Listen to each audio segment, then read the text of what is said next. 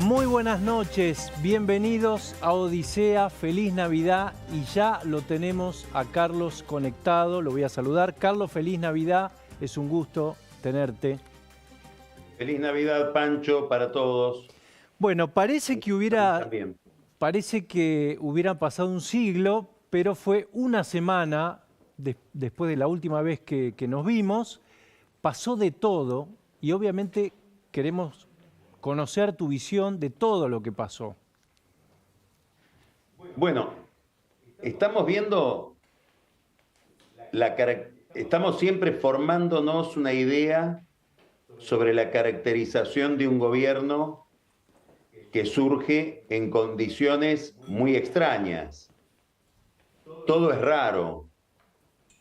Fue rara la campaña, fue inesperado o muy extraordinario en el sentido literal de la palabra, de algo fuera del ordinario, el triunfo de Milei. Es enigmático cómo se arma el gobierno y estamos viendo de a poco a través de sus hechos la idea que el gobierno tiene de la situación y la idea que el gobierno tiene de sí mismo. Y lo que hemos visto en los últimos días, sobre todo a partir del dictado del decreto 70 del DNU, que se va a completar cuando conozcamos presumiblemente mañana, que es lo que prometen, mañana, pasado mañana, el contenido del paquete legislativo que va a llegar a las sesiones extraordinarias. Estamos viendo que el gobierno interpreta y está inspirado por un sentimiento, yo diría, revolucionario. Es decir, es un gobierno, es un oficialismo que se siente sujeto de una revolución, el agente de una revolución. Esto lo digo en un sentido estricto. ¿Qué caracteriza a un gobierno revolucionario? A un grupo revolucionario, de izquierda o de derecha. Una pretensión. La esencia de toda revolución es la pretensión de quienes la llevan adelante de trasladar a la realidad lo que tienen en la cabeza, un diseño mental. Con poco respeto por lo dado, con poco respeto por lo que viene siendo, por las circunstancias. Es la idea, muy optimista respecto de la voluntad, de romper lo dado y trasladar un esquema racional, un determinado molde a la realidad y, subrayo esta palabra, imponerlo. Las revoluciones negocian poco, no negocian, no son deliberativas. Es un diseño mental, una idea de cómo debe estar dibujada la sociedad que se traslada a la realidad como si esta fuera un papel en blanco. Bueno, esto es lo que está detrás del discurso, del impulso, de la producción de hechos por la que vos te estás preguntando de todos estos días de Milei. Y es lo que está detrás centralmente del DNU que está siendo tan discutido. Cuando uno mira la génesis de esa norma, es el producto de un diálogo de Milei con 2 o 3 personas, pero sobre todo la elaboración mental de una persona, que es Federico Sturzenegger, que en una tarea descomunal se puso a revisar 3.000 leyes, reglamentos, decretos, y a reestructurarlos según su idea de las cosas. Y uno dice, ¿y todo lo que la sociedad argentina constituyó a lo largo de décadas de institucionalidad, de legalidad, etcétera? Todo eso que se considera perverso, que se considera un error, porque Milei lo dice y este gobierno lo dice, debe ser puesto en suspenso y ser reemplazado por el proyecto de 1 o 2 personas, que tiene una claridad absoluta respecto de lo que tiene que pasar. A mí me resultó muy expresiva la entrevista de Sturzenegger con Diego Schechenman en TN, donde prácticamente no lo dejan ni terminar las preguntas, porque es obvio que cualquier pregunta, cualquier objeción va a venir dada desde la ignorancia. Hoy hay una nota muy interesante en Diario AR sobre esto. Es decir, no le deja terminar la pregunta porque todo está clarísimo. Este es el espíritu revolucionario que se esconde detrás de este decreto. Ahora, Carlos, el espíritu revolucionario que viene además con un respaldo importante de votos, ¿no? Bueno, esta es la idea. La idea es que el gobierno tiene una legitimidad especial porque tiene el 54% de los votos. Y este es el primer argumento que vos vas a escuchar de cualquier funcionario oficial.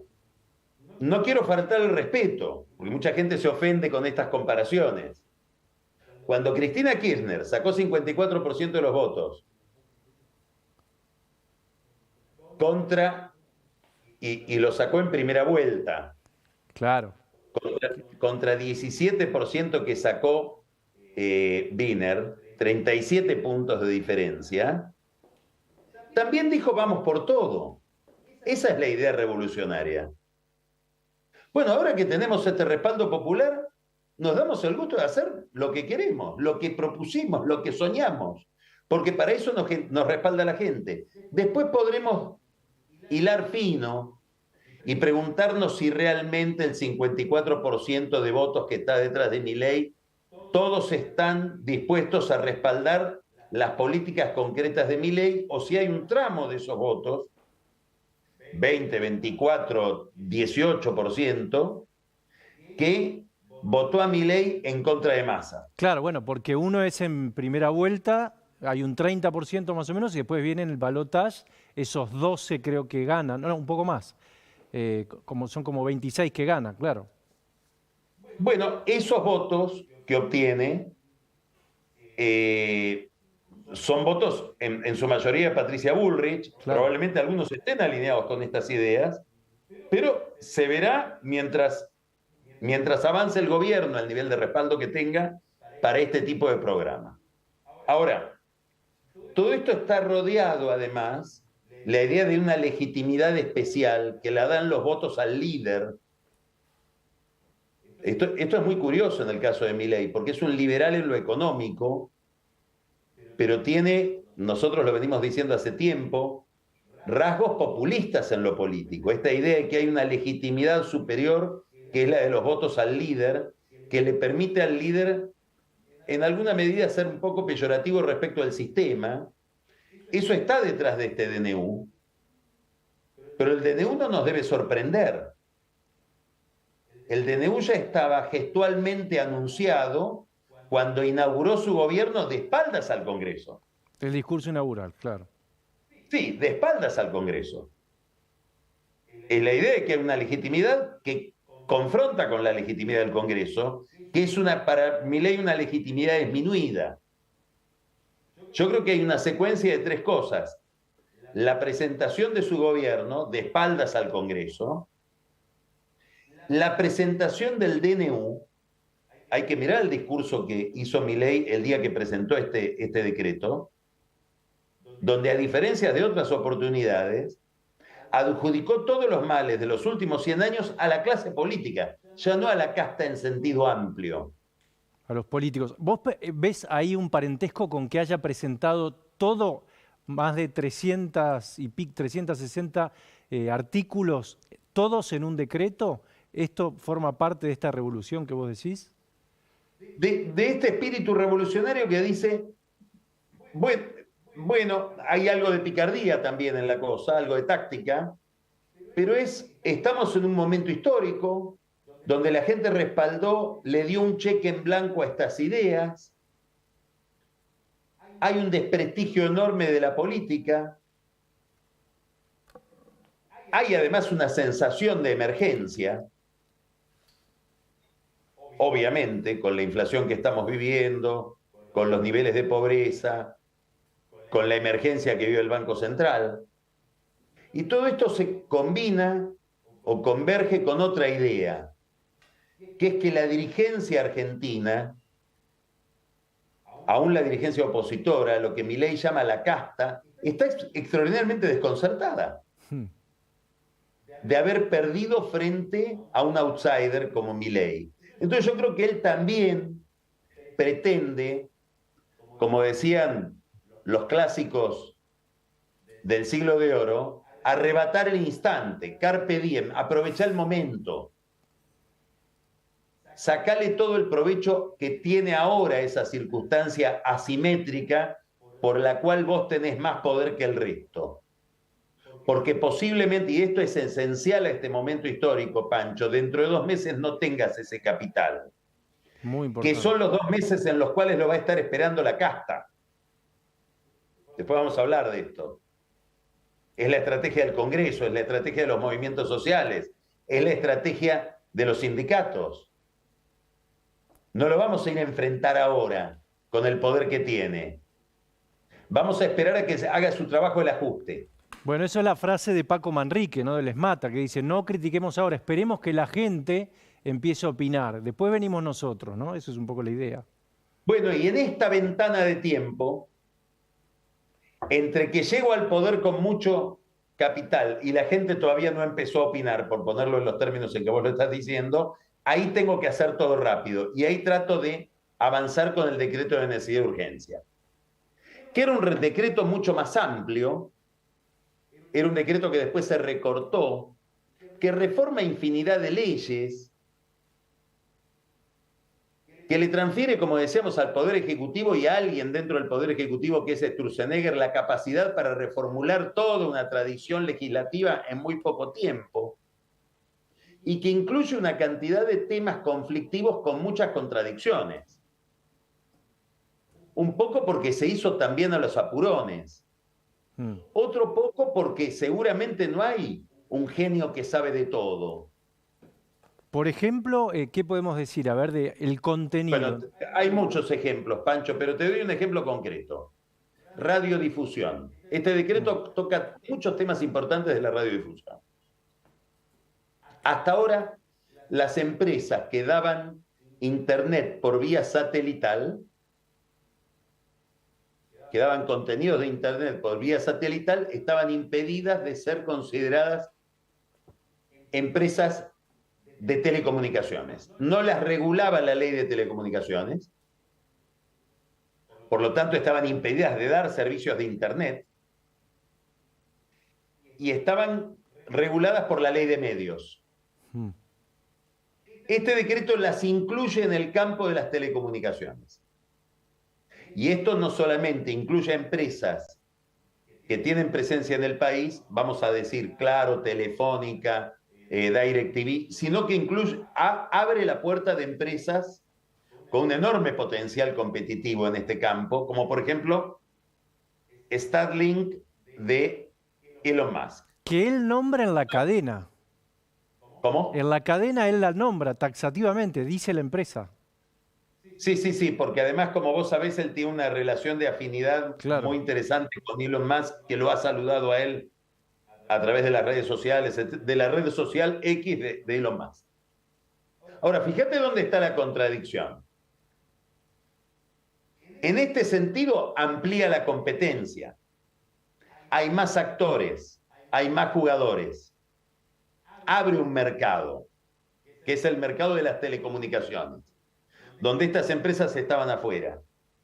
Pero no hace algo que era absolutamente previsible que iba a hacer.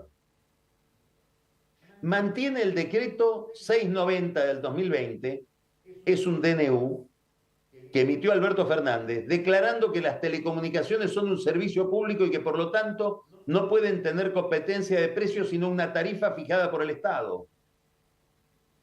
Es decir, se olvida de hacer lo más importante, que es retirar al Estado con una regulación feroz sobre ese fenómeno que inhibe cualquier tipo de inversión. Recordemos, porque vos no vas a venir a invertir a un mercado donde la remuneración te la pone el gobierno con una tarifa ligada a la política. Claro, recordemos un decreto, que el decreto yo te diría, el decreto 690 era un decreto para el Milei convencional, un decreto comunista, colectivista, que no lo tocan, lo mantienen. Recordemos que está frenado, Carlos, por la justicia, ¿no? Las empresas fueron a la justicia y hubo ahí un amparo que... Sí, pero el decreto está. Está, claro. Ahora, si lo derogaran, fíjate lo que pasaría. Si derogan ese decreto, lo que vos decís es correcto. El decreto dice la tarifa la tiene que fijar el Estado, las empresas fueron a la justicia les dio un amparo y siguieron actualizando la tarifa. Nosotros seguimos pagando más por los servicios de internet, de televisión por cable, etc. ¿Qué pasaría si mi ley deroga ese decreto? Cae también la cautelar. Claro. Y yo podría ir a la justicia a decirle que me devuelva la empresa de servicios de internet o de cable, etcétera, a la que yo estoy adscripto o suscripto, que me devuelva la plata de esos ajustes. Por lo tanto, si no quieren que pase eso, que son millones y millones de pesos, Sí. si no quieren que pase eso, habría que anular el decreto. Pero lo que quiero decir es que un campo, el de las telecomunicaciones, donde pretenden liberalizar, mantienen un corset estatal importantísimo. Hay muchos otros campos donde va a ser materia de discusión el decreto. Por ejemplo, las empresas, los laboratorios. Otro, claro. Bueno, están indignados. Sí. ¿Por qué? Porque este decreto fortalece la práctica de recetar genéricos. Es decir, que te receten una droga, vos elegís la marca. Salen grandes laboratorios. Hay un dictamen del doctor Carlos Regazzoni que está circulando por las redes diciendo no, lo que le da certeza a un medicamento, lo que lo vuelve confiable es que lo hizo tal laboratorio. La marca puede ser cierto. Ahora ese argumento me deja inquieto porque quiere decir que la ANMAT, que aprueba la calidad de los medicamentos, está pintada. Otra discusión va a haber ahí, como también va a haber una discusión respecto de los puntos de venta para medicamentos de venta libre, si se pueden vender o no en kioscos. Ya Kicillof dijo que no, ya las farmacias están ahí. Claro. Bueno, abre muchos debates. Por eso en el Congreso no me extrañaría que también para postergar las cosas, ahora vamos a hablar de cuál es la estrategia del Congreso, los diputados de la bicameral de control de los decretos de urgencia digan, bueno, me quiero asesorar por las distintas comisiones, que venga la Comisión de Salud y analice lo que tiene que ver con salud, que venga. Digamos, es un decreto, a mi juicio, excesivamente ambicioso. En ningún lugar del mundo se modifican 300 leyes por un decreto a través de una persona. Y por otra parte, va a ser muy difícil que se pueda demostrar la necesidad de urgencia de algunos aspectos del decreto. Por ejemplo, ¿hace falta transformar en sociedades anónimas los clubes de fútbol o las entidades deportivas? Probablemente sí, es una discusión abierta. ¿Es de necesidad de urgencia? Es muy difícil demostrarlo. Que hay que pasar por afuera del Congreso porque ya hay que pasar los clubes a sociedades anónimas. No aguantamos 3 meses para que el Congreso lo trate de una ley. Entonces... Que además, es opcional eso, Carlos, en el decreto, no es que es obligatorio, ¿no? Ese punto. Claro, lo que quiero decir es que hay una cantidad de temas que aparecen como arbitrarios para un decreto de necesidad de urgencia. Y hay otros temas que no aparecen y que uno esperaba que aparecieran. Por ejemplo, no hay nada más desligado del mercado en la Argentina, es una de las aberraciones que la nombra todo el mundo, que el régimen de Tierra del Fuego. Milei hace un año decía que el régimen de Tierra del Fuego, por el cual se le da beneficios extraordinarios desde el punto de vista impositivo a importadores que traen las cosas desde China o desde Corea o desde Vietnam, para ensamblarlas en Tierra del Fuego, y tiene una ventaja extraordinaria por vía de aranceles con sus competidores del mundo, digamos, un coto de caza. Milei decía que eso era una ofrenda para todos los argentinos de bien. Después dijo que no, que lo había estudiado bien y que esta rebaja impositiva que recibe Tierra del Fuego la tendrían que recibir todas las provincias. En realidad Tierra del Fuego es un modelo. No habla de los beneficios arancelarios que tienen. Y ahora dijo esta semana que no se puede tocar porque son derechos adquiridos. Sí, que es una ley que prorrogó Alberto Fernández. Sí, que prorrogó el Congreso. Es verdad. Ahora, también la legislación laboral son derechos adquiridos. También los laboratorios pueden decir es un derecho adquirido que se recete por marca.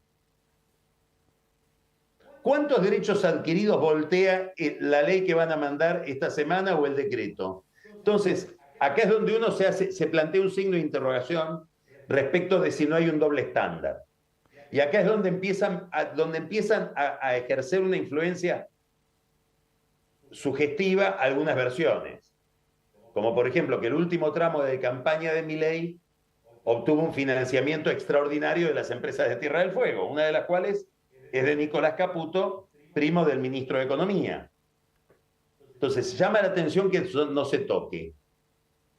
No aparece tampoco ninguna mención a los fideicomisos, que vos trataste en el programa anterior. Uno de los mayores expertos de la vida fiscal de la Argentina dice que si este gobierno encarara sobre los fideicomisos, haría un recorte de 2 puntos del déficit en términos de Producto Bruto. Por algo no se toca. Son reductos muy importantes de la casta. Entonces, aparecen contradicciones, aparecen ausencias. Todo esto en algún momento seguramente será debatido. En el Congreso no lo quieren debatir. En el Congreso lo que prefieren es que al león lo enfrente la justicia. Pará, Carlos, no me quiero... Hay otro punto muy sensible que vos conocés bien, que es el tema de las obras sociales, los sindicatos, ¿no? Que eso sí... Bueno, ahí se produce una desregulación que no se animó a hacer Menem, que termina con intermediaciones de la que viven personalmente los sindicalistas, y a su vez impacta sobre otro tema que es el aporte voluntario del trabajador a la obra social. Claro. Y el aporte voluntario del trabajador al sindicato. Todo esto yo creo que lo van a discutir con los sindicatos. Es decir, de lo que tengo visto, el sector con el que están negociando para morigerar algunos aspectos de este DNU 70 es el sector sindical. Ah, mirá vos. A cambio, obviamente, de paz social en un momento en que la inflación vuela. Y sí. Ahora, lo que te decía, en el Congreso hay 2 bloques, 2 sectores. Uno, el kirchnerismo, que dice, los esperamos, todo esto no tiene nada que ver con nuestra ideología, no tenemos otra alternativa, una alternativa distinta que oponernos. Ahora, después hay una cantidad de bloques, y esto vale para todo lo que hace Milei, también para la ley que va a mandar al Congreso, una cantidad de bloques que dicen, no nos podemos oponer. A lo mejor nos opondríamos porque somos casta, porque ideológicamente también no tenemos las mismas ideas liberales. Pero el problema es que la gente que nos votó le gusta Milei. Lo voy a poner en términos más correctos. Le sigue gustando Milei. Esperemos para enfrentarlo si en algún momento dentro de 3 meses le deja de gustar. Una buena pregunta Pero para hacerle a... Queremos enfrentar a un tipo Sí, que defendió ideas liberales que están en este decreto y que el público se las votó, y que además tiene más de 60% de popularidad él. Una buena pregunta para hacerle a Pichetto, que viene en un ratito. Bueno, él está en el centro de la discusión. Ahí hay mucho para preguntarle, Pancho, pero sobre todo, yo creo que van a tratar de estudiar lentamente el decreto y probablemente lo empiecen a tratar en marzo, porque ahora se van a abocar a esta ley que mandan en extraordinarias. Bueno, ¿qué pasa si la justicia no objeta este decreto? Y el Congreso eventualmente, si se lo rechaza en marzo. Y marzo, el decreto sigue funcionando. Sí, claro. Y con todas las modificaciones que hace, en marzo es otro país. ¿Cómo retrotraes todo? Es una cuestión muy interesante, donde Milei tiene muchas mucho para ganar políticamente. En el Congreso, ¿qué le piensan decir? No me mandes el decreto, mándame lo mismo en forma de ley, Claro. leyes. Desdoblámelo en leyes y te tratamos las leyes. ¿Qué le piensan decir? Mándame el decreto, pero modificame la ley que reglamenta los DNU, los decretos de necesidad de urgencia, para que lo podamos corregir parcialmente, cosa que hoy no está permitida. Hoy lo aprobás o lo rechazás.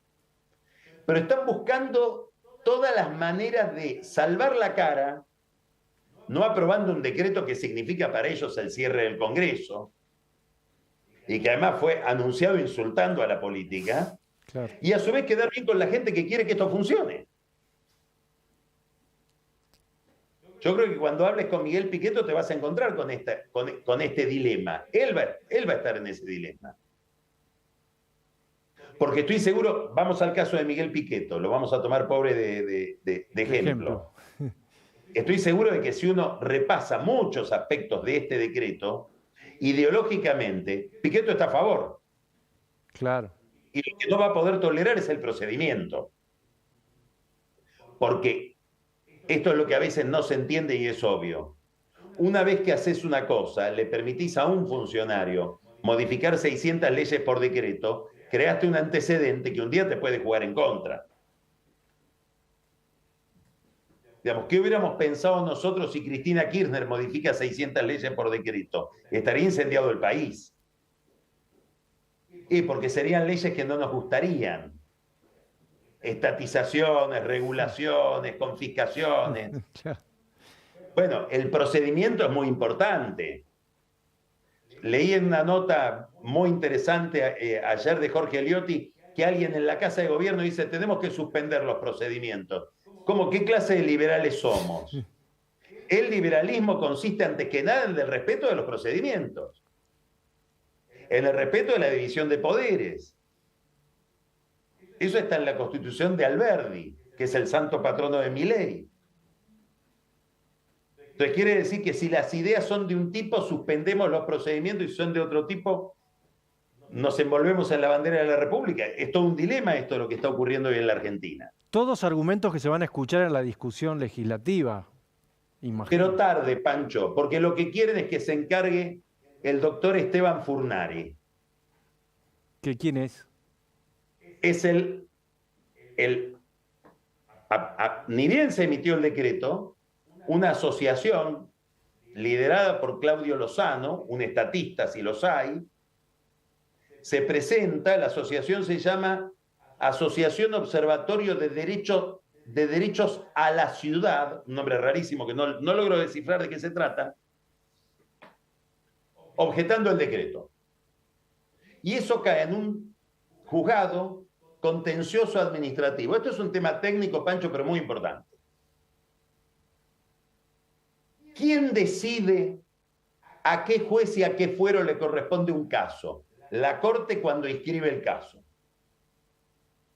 El que se adelanta es el doctor Furnari, porque se le presenta este caso, que es del fuero contencioso administrativo.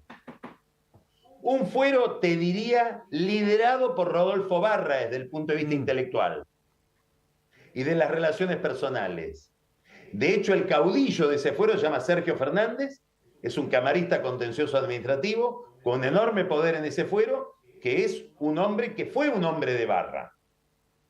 Llegó a donde llegó gracias a Barra. ¿Por qué nombro a Rodolfo Barra? Recordémosle a los que nos están mirando que es el abogado del gobierno, el procurador del Tesoro, el que va a tener que ir a defender este decreto a la justicia.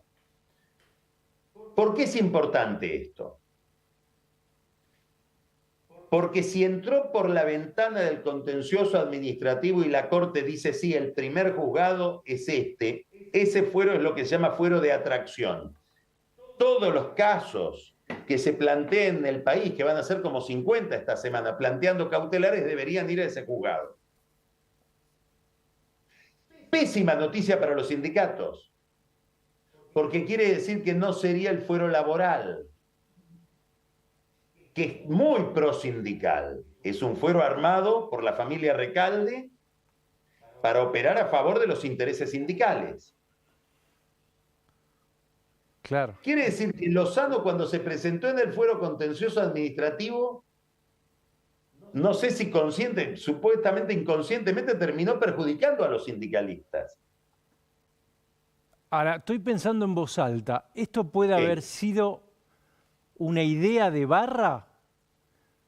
¿Que esto saliera así, deliberadamente? No me estás preguntando, ¿Barra es un genio tan maquiavélico como para pensar, voy a provocar que una asociación determinada, una entidad civil determinada, objete mi propio decreto y que caiga en un juzgado favorable para yo tener el campo más libre para defender el decreto? Yo creo que Barra es capaz de pensarlo, pero que no es lo que ocurrió. Creo que no es lo que pasó, que acá hay una trama de casualidades que terminan jugando muy a favor del gobierno. Lo festejó Barra, pero no lo ideó. Sí, Barra, no sé, estamos ironizando, Sí, ¿no? sí, claro. No quiero tener mañana un llamado de Barra, pero digo, Barra dice, si yo fuera el genio maligno que están imaginando, lo hubiera hecho así. De cualquier manera, esta semana yo creo que se van a multiplicar los casos y que no está cerrado, no sabemos qué va a pasar. Todo esto muy probablemente termine en la corte, Pancho. Por eso es importante, fíjate que Rosati, Horacio Rosati, el presidente de la corte, que estuvo el lunes pasado con nosotros, en alguna medida, obviamente él no puede hablar del contenido del decreto ni del contenido de nada, porque todo es susceptible de ser transformado en un caso que él tenga que resolver, que él tenga que tratar, pero recuerda muy bien los procedimientos. Dice, si te parece, lo escuchamos. Recordamos lo que decía el doctor Rosati acá hace una semana, dale.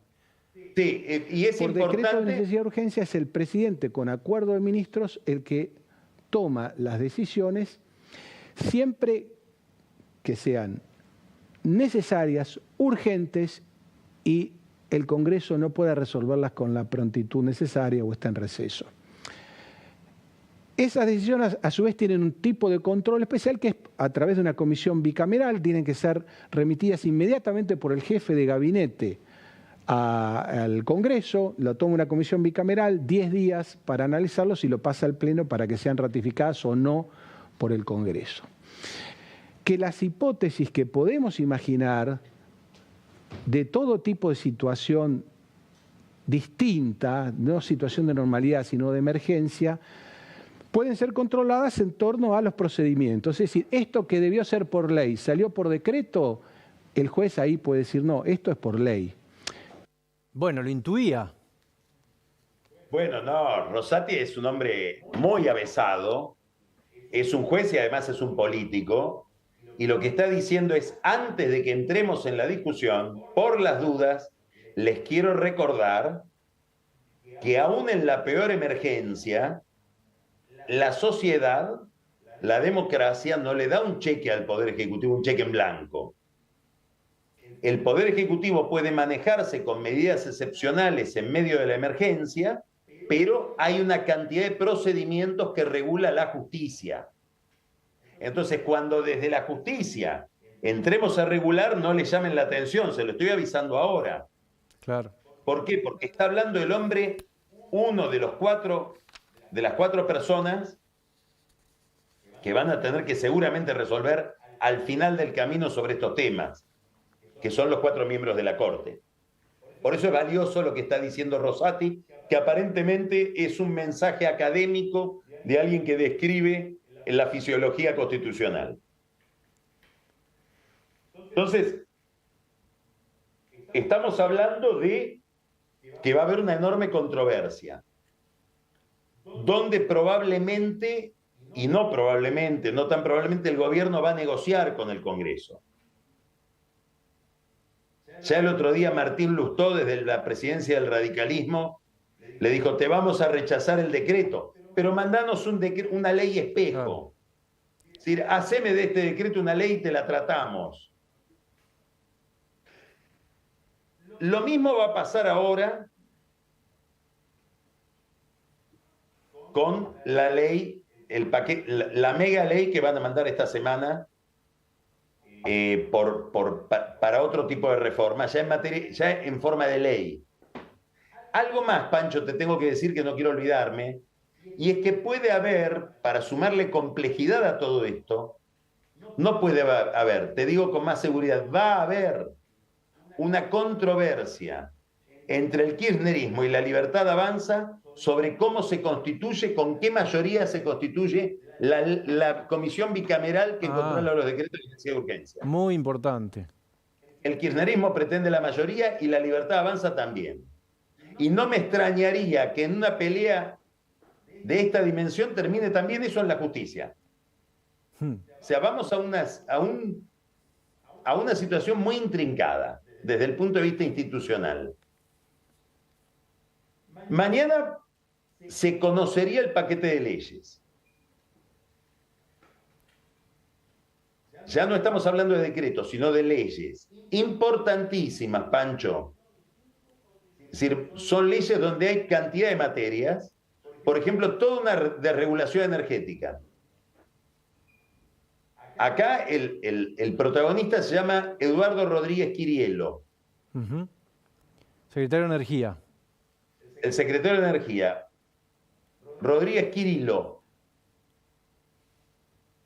Por él pasaron estas leyes, obviamente con colaboración de otros sectores del gobierno, y las hizo con más tiempo que el decreto de Sturzenegger, con menos urgencia.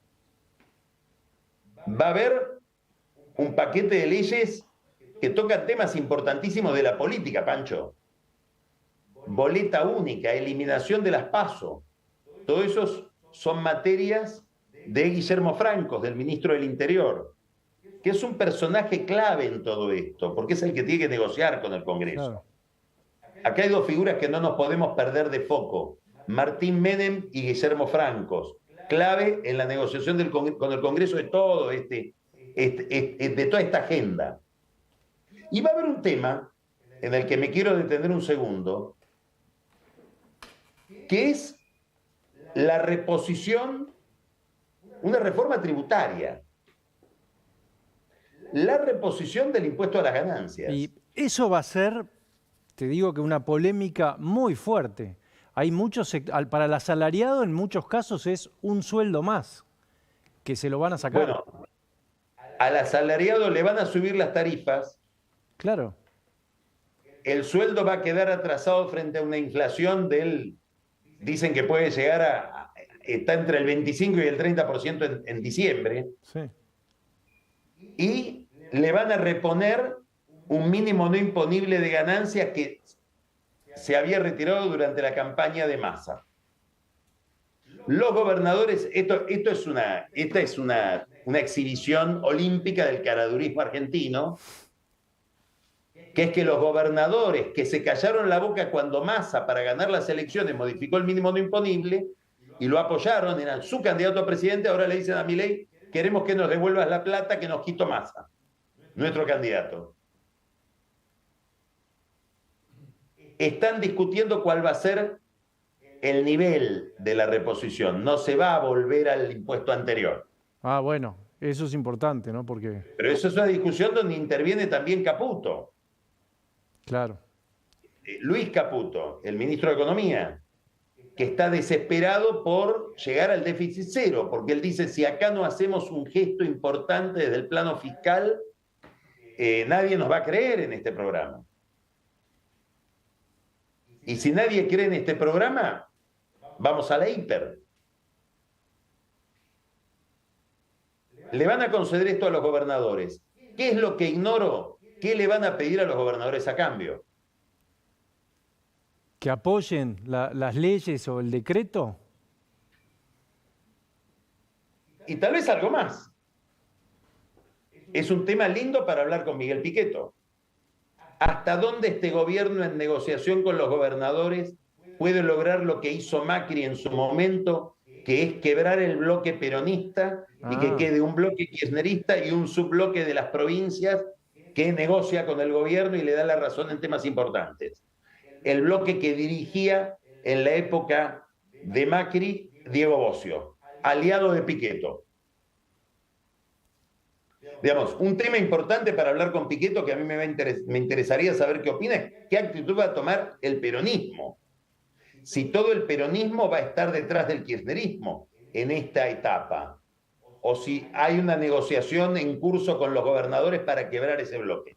Eso cambia todo. El peronismo dividido es otra cosa, ¿no? Desde el punto de vista de la gobernabilidad, claro. Si el peronismo se dividiera y los bloques no peronistas, radicalismo, el bloque de Miguel Pichetto, Cambio Federal, el PRO y la coalición cívica se coordinaran, bueno, es otro país.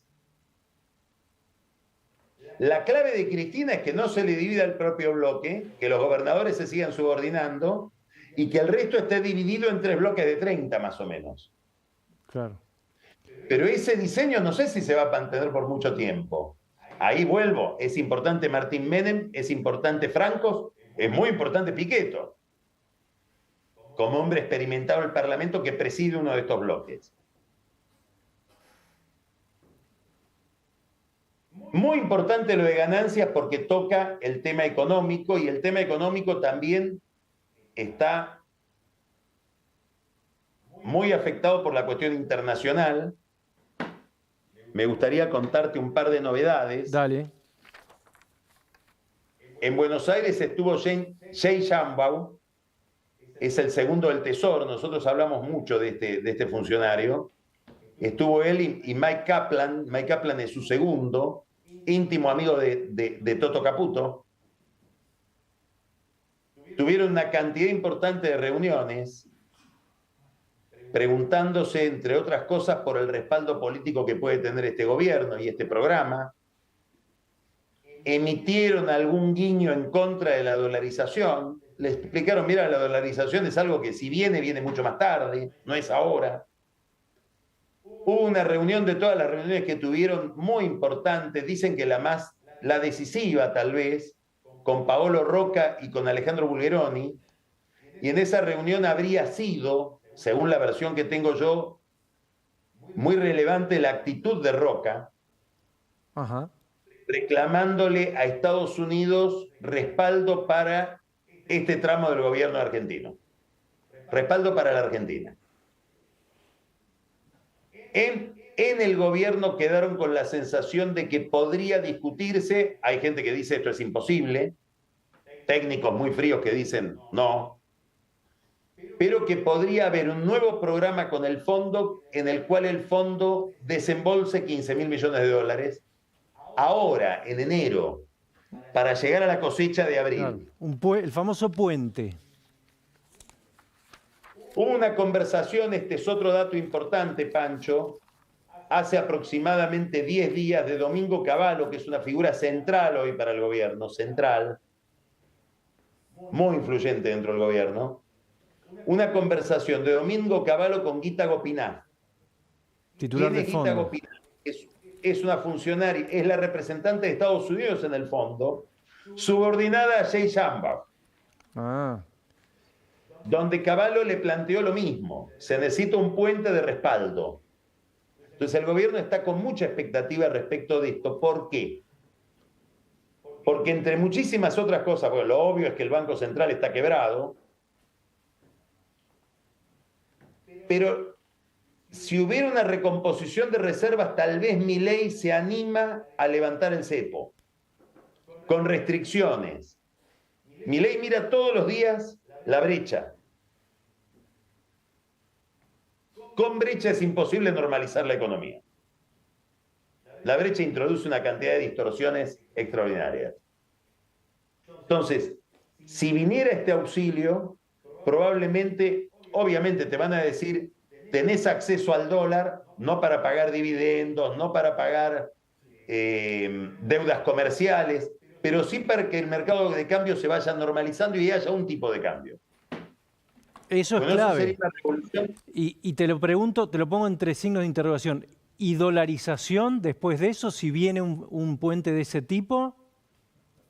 No. Yo creo que para hablar de dolarización es uno de los nombres que puede adquirir un determinado plan de estabilización. Como fue el plan austral, como fue la convertibilidad. Dicho sea de paso, un dato que me olvidé, para mortificar radicales, el plan austral se decidió el cambio de moneda por decreto. Mira, ¿Eh? no sabía. ¿Te gustó? Sí. Bueno, vuelvo. Otro argumento que va a estar. Dolarización. Fíjate, la dolarización, el plan austral, la convertibilidad, son planes de estabilización que requieren antes de un ajuste fiscal, de una recomposición de precios relativos, que no haya brecha cambiaria, requieren de todo lo que se está haciendo ahora. Cavallo necesitó de un Herman González. Antes del plan austral hubo un ajuste fiscal y monetario muy importante que después permitió que se haga. Digamos, tenés que poner el cimiento, tenés que poner la plataforma, la carpeta sobre la cual después vas a hacer la estabilización. Eso es lo que se está haciendo ahora. Cavallo calcula que para el plan de estabilización hay que pensar en 2025. Que este año nos lo va a llevar este ordenamiento de precios. Del precio del dólar, de bajar la inflación, el precio de las tarifas. Ahora, vuelvo a lo anterior. ¿Por qué es importante si hubiera un auxilio y si hubiera una unificación cambiaria? Porque eso te libera del problema del atraso cambiario. ¿Cuál es el principal problema de Milei hoy? Que un dólar quieto, como el que ellos proponen, que es un dólar de 800 que se va devaluando 2% mes a mes, con una inflación de 30% por mes, en abril está atrasado. Hay poco tiempo, claro. No, y en abril le tenés que decir a la gente, te vuelvo a devaluar. Claro. Ya te hice hacer el sacrificio y ahora te lo pido de nuevo. El mito de Sísifo, ¿te acordás Sísifo que subía la piedra y se le escapaba de la mano y la tenía que volver a subir? Y ahí yo creo que sí no va a haber más tolerancia. Y acá hay un tema, y me gustaría terminar con esto, Pancho, central, que es el problema de la tolerancia social. Claro. Este gobierno está haciendo un ajuste muy, muy dramático, que es inevitable, con mucha incertidumbre para aquellos que viven de un salario y de un mal salario. Inclusive gente que vive en el sector formal y es pobre, sí, aún estando dentro del sector formal. Para esa gente este gobierno no tiene un mensaje todavía. Esa es otra pregunta para hacerle a Andrés Borestein, que va a estar también con nosotros. A ver si va a haber alguna buena noticia de acá a abril, por lo menos para mirar el horizonte, ¿no? O por lo menos algún alivio para los que están más desesperados. ¿Por qué? Y bueno, esto te diría que es lo único que mira el gobierno, Pancho. Cuando vos hablás con la gente del gobierno, no están mirando el decreto, no está. Sí, miran el ajuste de Caputo, que tiene poco que ver con esas reformas, tiene poquísimo que ver con el decreto de Sturzenegger. No es microeconomía, lo de Caputo es macroeconomía, tiene poco que ver con las leyes que se van a mandar mañana o pasado. Miran eso, es decir, el ajuste de las cuentas públicas, y miran la tolerancia social. Y desde estos días se están mirando algo más. Hoy yo hablaba con un hombre cercano al gobierno que me decía, ayer, 24 de diciembre, tuve que ir al centro y fui como por un tubo. Sí, claro. 24 de diciembre casi no había gente en la calle, no había gente en la Panamericana. Fui a cargar nafta, fue un dineral y no había gente. Digamos, empiezan los rasgos de una recesión más importante. Fuerte. Y recesión con inflación es mal humor. Eso es lo que está mirando el gobierno. Pero todavía no hay un mensaje para darle un horizonte a esa gente. Carlos, no te quiero sacar más tiempo. Desde ya, infinitas gracias.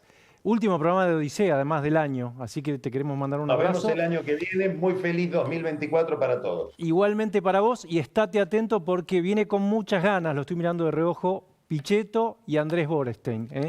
Mira, hoy hablé con varios políticos que se enteraron de que Miguel iba a estar en el programa y me dijeron, estamos esperando qué definiciones va a dar. Es decir, la entrevista que van a ver ahora los televidentes de Odisea es una entrevista que va a marcar una pauta para el resto de la semana y yo creo que para lo que viene en el Congreso. Así que yo también desde acá, estoy fuera del país, la voy a mirar con mucho detenimiento. Muy bien. Y después vamos a repasar la historia de los DNU con Camila y viene un whisky para el que te pido que te quedes porque Sí, me voy a quedar. vamos a brindar desde allá, vamos a repasar la revista Rostros y los personajes del año con Carola y un especialista, Gabriel Oliveri. Así que quédate. Excelente. Abrazo, Un abrazo Carlos. grande, Pancho, y gracias. Gracias. Arrancamos entonces Odisea, me voy al encuentro de Miguel Pichetto.